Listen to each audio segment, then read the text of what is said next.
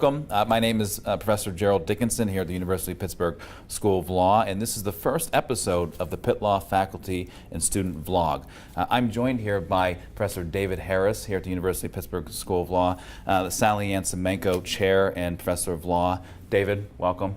Jerry, good to be with you. Good to be with you as well. David, I like to start off these conversations with the most recent news and or accomplishment about you, and that is recently you were named to the top 20, or at least you were named the top 20 most cited legal scholar by Brian Leader in his news report. And this accomplishment is indicative of years of rigorous original scholarship having an impact on other scholars. So tell us a little bit more about that. Well, first off, Jerry, it was a wonderful, wonderful thing to get recognized by your peers. Who doesn't love that? That's right. And this is a profession I've given my adult life to, and the teaching of law I take as a very special kind of area of the legal profession. Right. So to get the kind of recognition that this shows, I mean, it just it's almost hard to explain how much that means. Great. And it's not something you can aim for. Sure. It's something that you do every day. Most law professors would tell you that the scholarship aspect of their job is something that they enjoy. Everybody enjoys different parts of it. I've always thought of the three parts of the job together, kind of a three-legged stool. We do scholarship, we teach, of course, right, and we do service for our institution and for the community. For me, these three things always tie together. And so I've looked for research and scholarship projects and opportunities that enrich my teaching, right, that things where I can learn something to bring to my students. I also look for work in the community that allows me to use the things I've found in my research and my scholarship.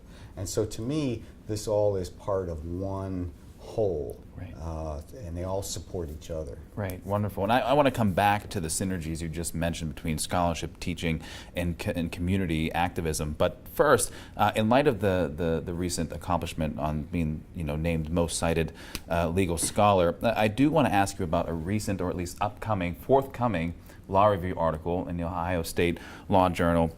It's entitled Terry Stop and Frisk, the Interplay Between Common Sense and Empiricism. That title strikes me as fascinating because I see two sides here. I see you talk about empiricism from the academic side, but you also talk about common sense. So tell us a little bit more about that forthcoming article. Well, it's great that you picked that one. This is one of the very few pieces of scholarship I've actually done with a co-author. Okay. My co-author is a wonderful guy named Dave Radofsky, who is a lecturer at Penn, University of Pennsylvania for a long, long time. And he's also one of the foremost civil rights advocates of his generation. One thing Dave does with his law firm is he has worked on the stop and frisk suit in Philadelphia for many years. He's been one of the chief lawyers on that. Sure. The New York litigation is better known, and I'm one of the consulting experts on the remedies for the New York stop and frisk case. So together, we had a lot of knowledge that we started to think about how could we bring this to bear. And one of the things that we had both noticed in separate work and in work on the same issues was that courts are often taken in by this idea that there is a kind of common sense wisdom about police work, about how it should be done and about what's effective. We knew, because of the data-based work both of us had done, that a lot of that so-called common sense doesn't actually play out. Right. Yeah, on the street, it sounds great, and people definitely deeply believe in it, especially if they've been police for a long time. But if you actually look at the numbers, it doesn't work. And so what we were looking for is a way to bring that to people, to say, I mean, we're not against common sense, of course, but common sense can be a way to mask your pre-existing assumptions, the things you've always believed. The biases, things like that. The biases, everything that you bring to it. And everybody does that. But when we're confronted with an area where we actually now have very rich data on stop and frisk, which was not true, say, 10, 12 years ago. But we have it in Philly, we have it in New York, we have it in a number of other cities, and I've been chronicling that movement for some years. It's time for courts to A, acknowledge that, B, look at it. So when a police officer gets up and says, well, I saw this, therefore it means I can frisk, maybe you ought to see what the data says. Sure. So we brought together data-based approaches from other areas of constitutional law to stop and frisk. And our argument is, look at what's really there. There's a lot of information, data-based knowledge that we have now that we didn't have even a short time ago. Sure. And it's incumbent on our decision makers, be they judges or others, to really base public policy and legal decisions on that. Right. No, this is great. And that leads to another question, which is, what is your experience with utilizing empirical data and then presenting it to, whether it be state or federal judges or even commissions? Are they ordinarily receptive to this new data, this empirical data, this academic? It's a great question. Yeah. It's a great question, because people come to any situation believing what they already believe. Yeah. And so you need to figure out ways to not only bring them the new information when it's there, but to persuade them to look at it. You wouldn't think that that would be a thing. You know, we're academics. We always want the most current information, but people have investment, psychic, emotional, all kinds of investment in the ways that they have done things and the things they have believed. So you have to persuade them to be open to it in the first place. Sure. Then you can present it to them. Some people, you won't open their minds to anything new. Yeah. I mean, that's just something I've confronted over and over throughout my career. But you can open them to it, and you can't just present the data. You have to put it in context. Sure. So I always try to work on two fronts at once. Okay. I try to bring humanity to it in the form of stories of people who are impacted by the things that are being done for the wrong reasons, perhaps, along with the data, the rigorous empirical evidence. And if you combine those, I find you can open some doors and open some minds. Great. No, this is great. Now, I want to get to the synergies here. One of the benefits about a Pitt Law education is that the faculty engage their scholarship and bring it into the classroom, into their teaching. So tell us a little bit about how your scholarship has actually influenced your teaching style, because you've received many awards for your teaching, but how does your scholarship play a role in that? Yeah, that's a great question. And I'll tell you something. I've been at Pitt Law 10.5 years. Though I've been in teaching much longer. I was at another school. I was recruited to come here. One of the big sells for me, one of the reasons that I really wanted to come here, was that I could see how engaged the faculty were in their respective fields. They weren't just doing scholarship for the pleasure or the notoriety of doing scholarship. They weren't just communicating with other scholars. They were engaged with the world. And that's how I've always wanted to do it and how I've tried to do it. So for me, this was the right community of people. When I think about doing that, it not only is a good thing in itself, but I can bring things into the classroom. I've taught stop and frisk now for going on 30 years. It's in my fundamental criminal procedure course. But now I also have, along with my litigation experience, my experience as a lawyer in doing these cases, I've now been working on that New York case as a consulting expert, like I said, for the NAACP Legal Defense Fund for 5 years. And all the things I learned there, I bring back into the classroom. I use that opinion by the Southern District of New York Court. We talk about how you design a remedy for this. So it's not enough just to say, well, this is unconstitutional. What do you put in its place? What do you tell police officers to do? And so it has been tremendously valuable as something for me to pass on to the students in the form of concrete examples and ways of discussing policy. Because to me, the law is never an abstract thing. It always touches people in one way or another. So who does it touch? How does it touch them? What do you have to do to make the law really fall into line with the words at the top of the Supreme Court, where it says equal justice under law? Yeah, absolutely. And remedy some of the violations. You can have a right, but if you don't have a remedy, how real is it? Absolutely. So I've been able to take those experiences and show them concrete things and have them work through those things with me. Right. So it's having impact on the students. Now I want to talk about scholarship and its impact on the ground. Now you do a lot of work in Pittsburgh communities, do a lot of work working with law enforcement officers in organizations. Tell us how scholarship also then influences your work on the ground here in Pittsburgh and nationally. Well, one of the things I love about being here in Pittsburgh is that this city is both the right size and scale for a person who wants to be involved from the university to bring what they do into public agencies like a police department or a prosecutor's office or a public defender's office. You can offer yourself and what you can do and your ideas to the actors in these settings, and I have found them time and again receptive to it. Right. Even though some people who work in, say, a police department might find it's like letting the termites into a wooden house. You know, not everybody's going to love to have me there. Yeah. But I've been involved with all kinds of projects and inner working groups and things. It's a real privilege to do that.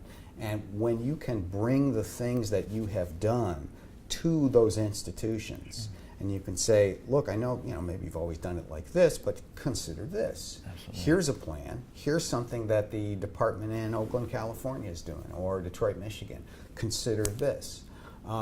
And the chance to see those ideas develop here in Pittsburgh has been a really, really special privilege. One of the things that I wrote about 15 years ago was a group that was grown organically in Detroit in the wake of 9/11, where they have a very large Muslim population in Metro Detroit. The U.S. Attorney formed a kind of working group with law enforcement, civil rights advocates, and community representatives to take on the challenges that were going to arise. And I watched them meet these challenges together time after time, and I wrote about it in a book. Years later, I'm here, we get a new U.S. Attorney, David Hickton, who happened to be one of our best graduates. Sure. He becomes U.S. Attorney, and we have a chance working together to create such a group here, again in the wake of a crisis. There was a police crisis here in 2010 that left a lot of people very scarred, and we were able to build that same kind of group on the ground. It still exists. Yeah. So it's just such a privilege to take the things that you know, have seen, have learned, written about, and to see if you can get them to take. Yeah, absolutely. There's just nothing to me that means more than to bring these things together this way. Sure, great. So with that being said, so on the ground in Pittsburgh, having an impact in the communities, working with law enforcement officials, I have to ask you about the podcast. Of course, Criminal Injustice, you have been hosting that for years now. You now, I think, hit 80 episodes or more. So you are having an influence on a vast audience nationally. Tell me, why a podcast? I mean, what was it about? You were doing all this stuff in the scholarship, teaching. Why a podcast? Well, I looked at it as another chance to teach, honestly. I've worked with the media for many, many years, since I first started in the academic thing. And I always enjoyed doing that, helping them to understand a very complicated issue in a way that would communicate with their audiences. Yeah. In the wake of the terrible events in Ferguson in 2014, the death of Michael Brown, the unrest that followed, everything, and then the successive cases, there was more media attention on the issues I've worked on for my entire professional life than I've ever experienced. I mean, there always was interest in the things I had done, but it was off the charts. Yeah, sure. And often, pardon me, the things that media outlets were doing were quite good and they were helpful, but other times not very well informed. And I just thought to myself at some point, there has to be a place where we could get really deep into questions of what works in policing and what doesn't. Yeah. How do we govern it? What do citizens expect? What should police be doing now in an area that seems changed? How should prosecution change? Sure. I just didn't see anything out there that took that on as one whole experience. And I thought, well, maybe I should do that. Yeah, sure. And podcasting is the ideal way to try something like that, because in antitrust we talk about barriers to entry, getting into an industry. Low barriers to entry. Yeah. So I had contacts with our public radio station here, WESA. Yeah, sure. I had been on their air a lot. I went over and pitched it. Just simple as that. Just like that. Gave them a one-pager, sat down for 10 minutes. They said, wow, we'll call you. Yeah. So we see where it goes from there. But don't it won't be next week. Because I had noticed that they were launching a couple little podcasts. Okay, they were already doing it. Yeah. Okay, nothing like what I had in mind. But some, so there was interest. Yeah. A week later, they called back and said, "Can you do a pilot?" I said, yeah. Yeah, sure, why not? Sure, I know how to do that. Yeah. And how quick was the turnaround? another week. Another week? Yeah. Sorry. They like that. I mean, to do that in a studio, never having done it before, with people watching you, was mind-boggling. But we did it. It worked. They asked for 8 more episodes. That was our first season, and we were off to the races. Right. And now it gives me a whole other forum where I can take a person who runs a state prison system like John Wetzel of Pennsylvania, or I can take a chief of police who runs a very successful operation, or an academic who has written a really interesting new piece. And I can showcase that work. I can ask hard questions. I can get them talking about what they do, and lots and lots of people can hear it, and they can hear it when they want, because it's a Netflix world. You know, you got to be absolutely available on demand. That's right. I've really enjoyed it. It's been a whole new thing. Yeah. And like I said, just like working with the mainstream media, it's a way to teach a lot of people at once. I mean, I love my classroom of 50 people, but this is a classroom of 50,000 people at once. Sure. And I get to do anything I want with it. That's right. Who doesn't want that? Yeah, that's right. I was going to say. So tell us about what's some of your most recent podcasts. What was the nature of the conversation? Who was on the air, and what was talked about? Well, I'll give you a couple of examples. There's a journalist here in Pittsburgh named Brenton Mock. Brenton, I do know Brenton. Yeah. Brenton writes for CityLab, which is part of the Atlantic magazine and media operation. And he just comes up with interesting takes on social science, on police action, whatever, usually involving criminal justice. And he's my first repeat guest. Yeah. So I had him on before, and we did another one last week that will play in a few more weeks. Okay. I've got one coming up from a professor who teaches at a college in Illinois. She's written the first book that I know of about female police officers. Sure. What they have faced coming into the profession, where they are now, what the next generation looks like. Fascinating work, and I just knew of nothing like that. So it can be almost anything on the very broad palette of the criminal justice system, from corrections to policing to electing reform-minded prosecutors. You name it, and we can do it. It's fun to have an outlet like that. Sure. Now, that's through radio, David. Now, let's talk a little bit about op-eds. You have been through and written a lot, whether it be for the New York Times, whether it be for Washington Post, whether it be for, you name it. Why op-eds? What's the importance of op-eds, particularly for your work? I mean, of course, you're doing the podcast, you're reaching audiences through radio, but putting the pen to paper at that level, why do you do that? I still believe that newspapers are a very important way that we reach people. Even though they don't have the audience that they used to, their online presence is not, things have shifted in that direction. But I've written for op-eds for online sources too, like Politico. Sure.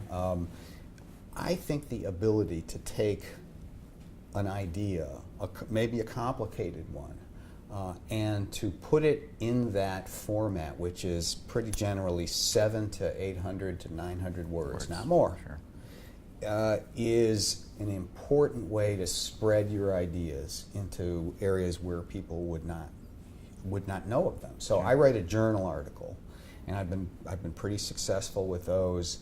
They get downloaded, but I'm only going to reach a limited audience. Sure. If I take the same idea and I can write it in 800 words, now it won't have the detail, won't have the footnotes, thank God for that, right? That's right. It will be a different animal. Yeah. But if I can master that, bring it into the 750, 800 word world, it will spread in a way that a journal article will not. That's right. And so it's an important vehicle. All these different things, whether you're talking about it in a broadcast interview, you're writing about it at 800 words, you're putting it on the website, you're putting it on the podcast, these are all ways to spread ideas and to plant new things out there. Sure. No, that's interesting, because really you're talking about going from scholarship where the language is different, it's complicated, and you have to kind of sift through it, unpack it in a way that is readily available and understood by the layman. And that can't be easy. It's a skill. I will say that it's not. It was.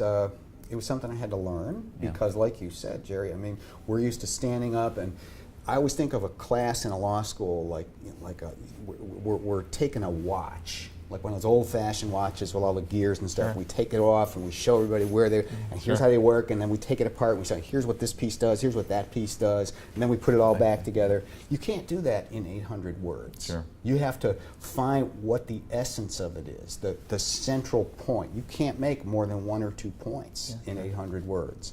And you have to put it together in a way that will be both explanatory and persuasive without hitting anybody over the head with it. And I found that actually doing that, learning to do that, helped my more technical journal-oriented writing.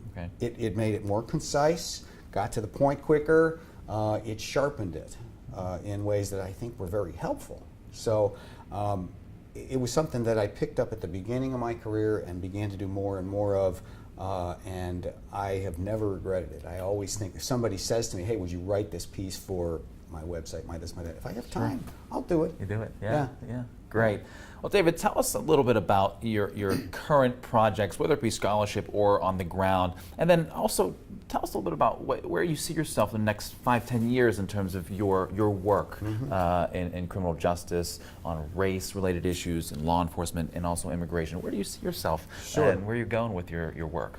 Well, I've had a long-term project going about a case here in Pittsburgh that happened in 2010. It involved 3 police officers, Pittsburgh police officers, in a confrontation they had with a young man in the Homewood neighborhood. The young man's name is Jordan Miles. And I've been working on that for quite some time. And I think I'm going to bring it home this year, and I'm going to get it out there. The book, the core of the book will be to show what went wrong, not only in this one incident, and thank God the young man lived through it, unlike some of the other tragic cases we hear so much about. But this is a case about race. 3 white police officers, 1 young black man in a black neighborhood. It is about fear. It is about the fear on both sides that has grown to the point where it's really kind of a cancer on public safety. And it'll be about what the law does that, in my opinion, doesn't really help things at best, maybe even makes them worse. And the idea will be to tell this story of this case as a kind of case study on what goes wrong and how we can do better. I'm hoping for good things on this in the next year and a half. Sounds fascinating. Thanks. The podcast will continue. I have some longer term ideas about that. I'm doing another interview on Friday with a person who has come out with a fascinating study about the use of SWAT teams. So it's yet another thing to get into. I still teach. I'm still teaching my class on The Wire. That seminar has been a lot of fun, even 10 years after The Wire ended. There's still a big clamor to get into the course, and we enjoy ourselves in that. I guess I see myself longer term looking for ways to bridge the gap between police and communities. To me, that is the central problem. Police have grown in one direction. They're more warriors than guardians. Communities have grown more and more resentful and have suffered a lot of pain because of these approaches. And we need to get people together, talking and co-creating public safety. It's not the job of the police. It isn't the job of the community. It's something they have to do together. And I'm looking for ways to build that bridge and really cement it in place as a longer-term project. I think there are a lot of ways to do it, a lot of approaches that are possible out there. So it's a complicated approach. But it's necessary to have somewhat of a mediator of sorts, a middleman who can help bring different constituencies and different groups together, who may conflict. They may have conflicting views on the law and what's going on. But to have someone like yourself on the ground doing that type of work is incredibly noble. Well, I appreciate that. I think it's the best use I can make of the gifts that I have and the time I have in the profession. There's nothing that I would be more grateful for than the opportunity to bring those 2 opposite points of view into contact every chance I get. So if it means the privilege of testifying in Congress, I'm there. If it means testifying at a plastic table out in Millvale, I'm there. Absolutely. Nothing is as good as that opportunity. I feel like I'm so lucky to be in this profession, to be able to do the things I do, and I just want to use the opportunities I have to, when I'm done, I want to look back and say, this bridge was built, and I did what I could to keep it in place. This is great. Well, David, the world is a better place with someone like you steering the ship, and so I just want to thank you so much for your time here today for this first episode of the Faculty and Student vlog here at the University of Pittsburgh. We really appreciate your time. I appreciate you, Jerry. Thank you for the nice questions. Yeah, absolutely. Thank you so much, David. My really pleasure. Appreciate it. It's good to have you here with us. Thanks. Thank you. You're a wonderful colleague. Thank you so much. And so please stay tuned for the next edition of Faculty and Student Vlog here at the University of Pittsburgh, and hope to see you again. Thanks. Bye.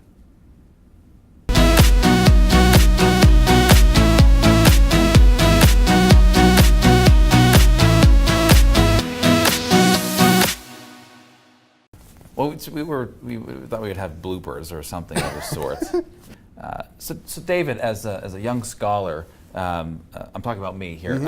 As a young scholar, yeah, I'm pretty young too. That's pal. right. I know. So, but I want to ask a question as to whether or not your citations are for sale.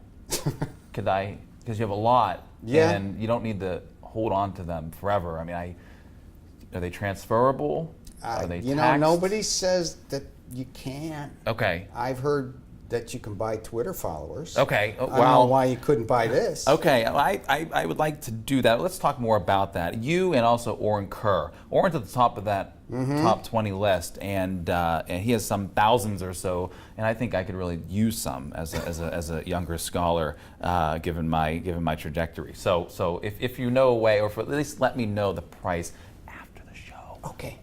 We'll go from there. It's a deal. Okay, All cool. right. Great.